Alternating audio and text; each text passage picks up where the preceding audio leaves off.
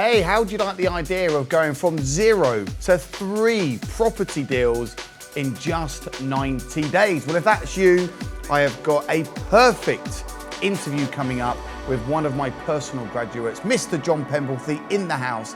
And we're going to look at how you can also start, scale and grow a very successful property portfolio.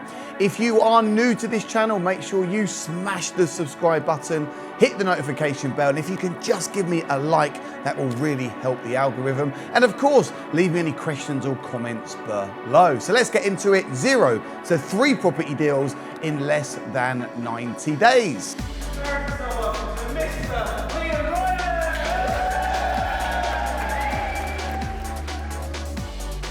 Jon, my man. Hello, dude. Good to have you with us. Yeah. Good to have you with us. So, wow, it hasn't been long and you've got some incredible results already, incredible results.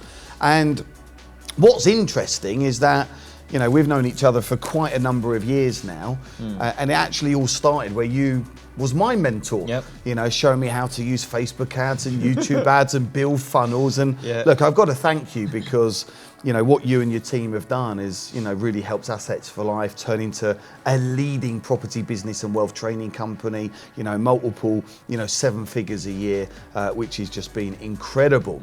And then one day, you was like, I got to get and do Roles this. Reversed, man. Roles have reversed, yeah. And you wanted to get into property. So look, just take us back. How did life look and what was going on for you before you made that decision that you wanted to jump into property? Yeah, so well, as you well know, and so perhaps I'll address your viewers from time to time. I'm in a different situation to many of your students, you know. A lot of people are getting into property because they know that it's an asset class that is a decent option to get into, but perhaps don't have the capital to just be throwing at it straight out the gate, so they need JVs and investor funding.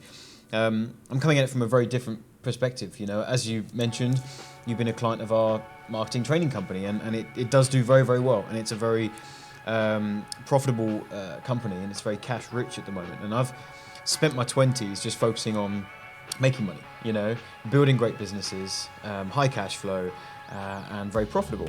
And as I hit my 30s is when I realized I got to start doing something with this cash, and I've got to start putting this into the right places. You know, it's about legacy now as opposed to just making short-term money. I want to make sure I'm putting it into the right stuff, and property's always been on my radar. It's, you know, it's known the world over. It's an obvious choice, and so for me, the obvious choice for a mentor was yourself. You know, you've been in our community for a while, and I will say, for those listening as well, you know, I've known Liam now for many years, and you're a straight up guy, and I really like you. So when it came time to dive into property, no other option than to come to yourself. Fantastic. So you initially came to my 3-day Property Millionaire Bootcamp. How was that experience for you? Yeah, good. Yeah, it's a really good foot in the door, you know. You not only get that introductory training into the world of property, but also getting to meet, you know, you and the team. For anyone that's watching this, it's a perfect opportunity to see what Assets for Life is like, what the community is like, and like I say, get your foot in the door. Great, good stuff. And then I started to mentor you. You became one of my Inner Circle mentees. We're actually here today at one of our Inner Circle masterminds, bringing in some of the big guns. We've got Neil and Jackie just shared, you know, having just completed on 50 property deals, and, you know, many people getting great life-changing results. Look, you've not been with us for very long. You had 3 property deals secured in 90 days. What's your strategy, and what are you really looking to achieve? Well, I would say, because we talk about this 90-day thing, I would say probably the first 60 days was figuring out what strategy I wanted to deploy, because there's a lot of options, as you know, and as you and your team teach. For me, I'm going at this from a very simple, you know, standpoint. I've got some cash that I want to use in the right way. So I didn't need to go down the route of JVs and investors and the stuff I mentioned at the beginning. I've got cash ready to go. I can use my own cash. So in terms of securing properties, I'm in a very good position to be able to do that. But then you've got so many different things you can do. HMOs, buy to let, we're going to go serviced accommodation. There's student accommodation as well, something that's quite big in my area in Canterbury. And there's a couple other options as well. So the first 60 days was actually just wrapping my head around this whole world, learning about it as quickly as I can. and starting to make some decisions. I still have decisions to make. I'm not quite there. The 3 properties that we've secured already will go through with the refurbishment, and it's really at this point it's 2 options. It's either just putting a single let family in or serviced accommodation. I said to your team when I first joined and I was learning, I spoke to Phil, who's one of the coaches here at Assets for Life. And he was talking about service accommodation, how good it was. And I said to him, no way, I don't want to deal with that. I don't want the headache of people coming in and out of the property all the time. What if I get called at midnight because bed sheets weren't changed? That's not what I'm interested in. But actually, for 2 reasons, I'm now interested even more. The first reason is because I've realized it can actually be far more automated than I first thought. You know, just as you'd get an agency to manage the tenants in a single let, there are a whole host of management companies that will manage your SAs. So that's the first reason. Second reason, quite frankly, is what's happening in the world right now. You know, interest rates are going up. That means cash flow on single lets are going down. So, you know, we want to make sure that we're deploying a property strategy that, yes, I'm just interested in getting my cash into a decent asset that gets cash out the bank, so it ticks that box regardless. But of course, the greater the cash flow monthly, that's great as well. So serviced accommodation is where I think I will gravitate towards with these 3 properties, but I'm just going to get the refurbishments out the way first. Just get them ready and Yes. then decide. figure it out. And I think you're doing a very smart thing in terms of keeping an open mind and not just having tunnel vision, like, no, I only want to do single lets. Because this is why we're here, to show you how to systemate, how to automate, how to leverage, so you can maximise that cash flow, maximise your return on investment. And you know, to get 3 deals over the line, how do you feel? It's cool, actually. Yeah? It's quite exciting.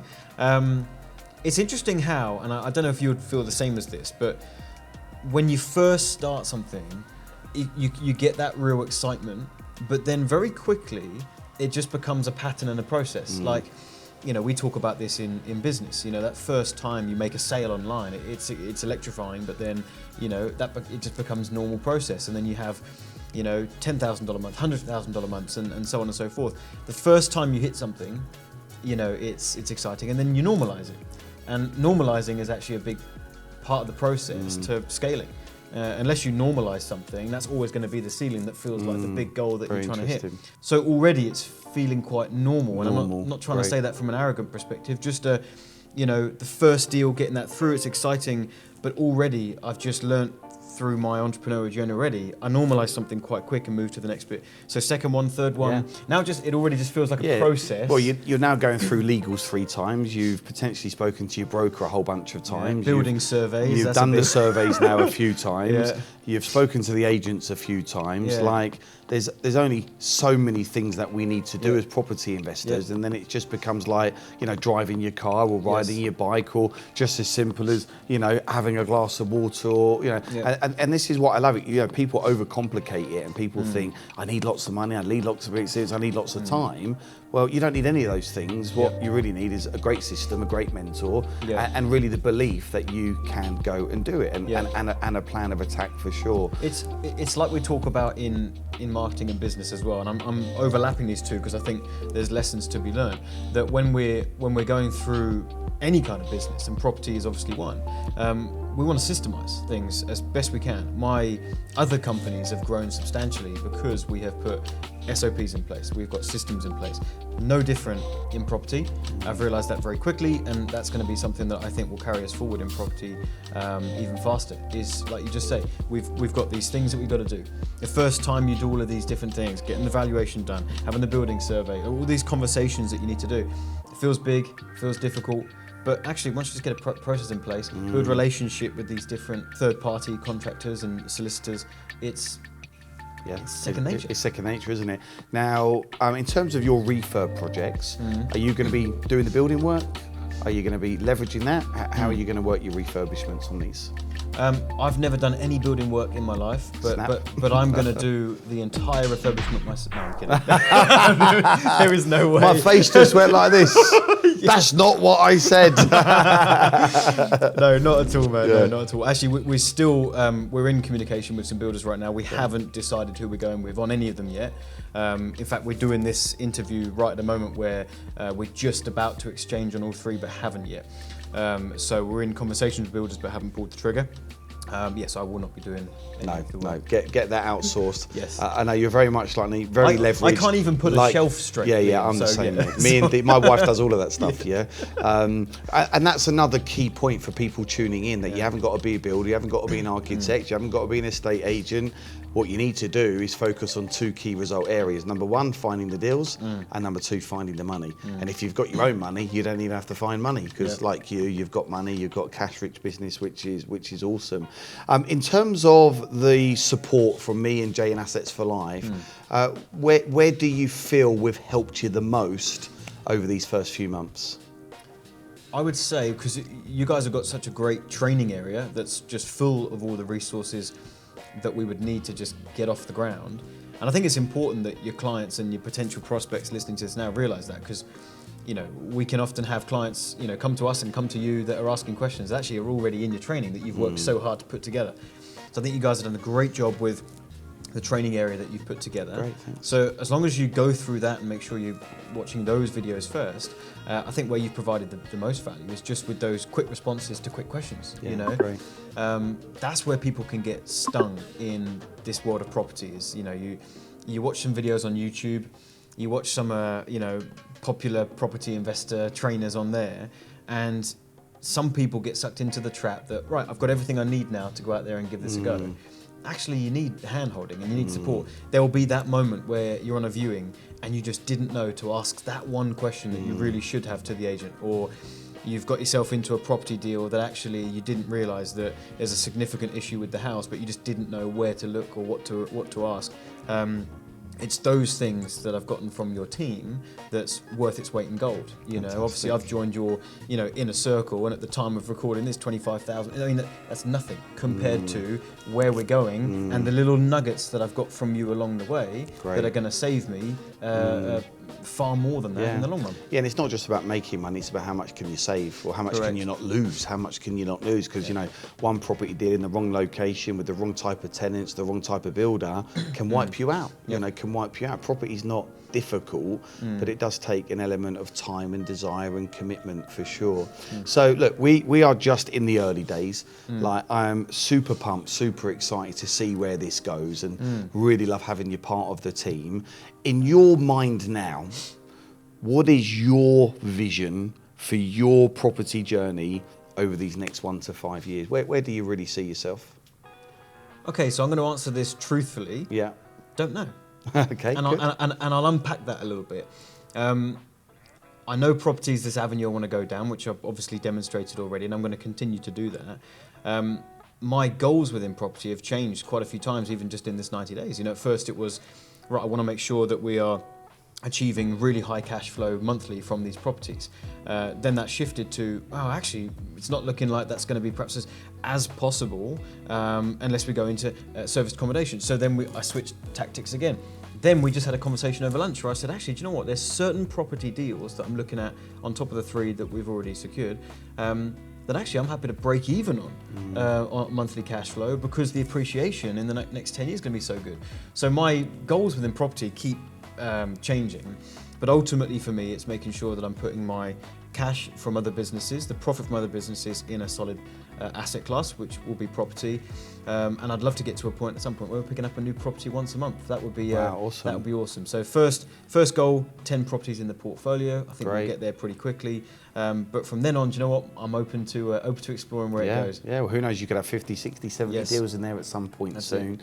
And I think what you're doing is really smart, and I know we've got loads of people tuning into this, business owners that have got good, profitable businesses, and if people are not careful, they will pull the money out of their businesses, pay the tax, and then they'll just spend it. Have a lavish lifestyle, and I'm all for that stuff, nice holidays, nice cars, nice watches, but it's about having assets that will continue to pay you time and time again. So any other business owners tuning into this, deploy your cash, get it into bricks and mortar, get it into an asset that's gonna pay you forever. And even if you're talking single lets, John, and let's say you make £250 or £300 a single let, well, capital appreciation will kick in, rents will go up, and it will pay you forever. Do the work once and it will pay you forever. And that's really quite exciting, because I'm sure there'll come a day where you and I are much older than we are now, and you know, maybe we don't want to be doing as much training or as much speaking, or something changes in our lives, and it would be nice to think that we can, you know, retire on a big yacht somewhere, or, you know, somewhere in the world, and you know, never have to worry about money ever again, and you know, the properties are paying us forever and ever. Well, and I'll add one thing that I found very interesting, which led me to property, I suppose, over other asset classes, although as we were talking over lunch, we're still dabbling with some other stuff. When people talk about the appreciation of property, we talk about the fact that, you know, it'll double every 10 years or whatever, or even if we just say, okay, well, property is going to go up. Let's even just say 5% a year, okay? It's presumably a lot higher than that, but let's just say 5% a year. If we've put in 25% for the deposit, that's the cash we've deployed into that property, we're not getting 5% on our money every year, we're getting 20% on our money every year. And I think we can often forget that. And that, for me, the light bulb went off. You know, I was like, okay, I'm going to get 5% on that house a year, it's not that good. But actually, even if it was 10% a year on that house, I'm actually getting 40% on my money that's in the property, because I'm benefiting from the appreciation of the entire property. So. Yeah, no, I think that's interesting, and this is why, you know, every 5 or 6 years or however long, you're able to refinance, pull the money out, go again, and then from just one deposit pot, you could be generating 4, 5, 6 different types of properties. But I'm excited. Let's revisit this. Revisit this in, let's say, 6 or 7 months. I'm pretty sure then your refurbs will be up and running. Hey, maybe I can come and shoot some videos down at the properties and really take our audience behind the scenes and seeing what you're doing. I think it'll be great to document your journey, because there's a lot of other people out there that want to do what you do, not quite sure what to do it. So look, just before we end this, out to the viewers, if there were 2 or 3 top tips that you'd like to share, what would they be? 2 or 3 top tips. Number 1, know your numbers. Very, very important. Don't get too trigger happy looking at a property deal and pulling the trigger too early without making sure that you have scrutinized the numbers and you're happy that it's gonna produce the result for you that you want. There was just to give you an example of this, there was a property that I was interested in. I didn't go for it, but I got caught up in the excitement of this particular property, and I thought it was good, and something held me back, and so I didn't move forward. Someone else put an offer in and got it, and there was a period of 2 weeks where I was like, oh dang, maybe perhaps I should have gone for it. Then I reworked out the numbers and I just realised, actually no, that would not have worked. You've got to know your numbers, you've got to make good decisions, don't get caught up. Second top tip, I suppose, would be when you're approaching any contractor or someone that's going to be helping you on your path to your first deal, you know, whether that's a building surveyor, a valuer, your solicitor, you know, a builder, whoever else, make it a top priority to build relationships with these people. That's something that I think I've done quite well just with everything that I've done. I like to prioritize people, make people feel good, and I think that really helps. You know, I just had to reduce an offer on a property for reasons I won't disclose here, but you know, had to reduce an offer, and I thought the agent was going to be really upset to hear the news because obviously they want to push it through. They were very, very receptive to that message and are really working with me to present that to the vendor to try and get the offer down. And a big part of that is because, you know, I've built a nice relationship with them and I've prioritized that. If I was just, you know, short one-word answers, short one-word emails, I wouldn't have that leverage now to ask them to do that. Yeah, I say this a lot. I say, you know, any business actually, but certainly in property, that, you know, you should be spending 70% of your spare time building relationships. You know, be it that's with agents, solicitors, power team, builders, investors, whatever it is, 70% of your time, you know, building those relationships. And this is how you get faster and quicker results and deeper, more meaningful, longer term relationships. And one last tip. One last tip. What would it be? Take fast action. Okay, cool. We teach this in our other businesses, you know. The speed of your decisions is going to be the speed of which you can move forward. We often procrastinate for a long time. So you've got to make sure that final tip's going hand in hand with the first one. Make sure you know your numbers and you're not making a silly decision. You've got to make a good calculated decision, but make that decision quickly. Because otherwise you'll miss opportunities, you'll lose deals.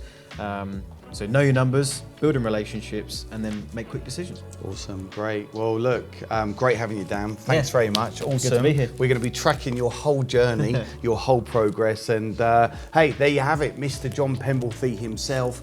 And if he can do it, you can definitely do it. So 3 property deals secured in less than 90 days. And I truly believe that now is one of the best times to be starting, scaling and growing a very successful property portfolio. There's going to be big opportunity out in the marketplace. But of course, you've got to be in it to win it. You've got to be in it to win it. So if you've liked this video, smash the subscribe button, hit the notification bell, and why not go and watch another one of my amazing videos right now, and I'll see you on the other side.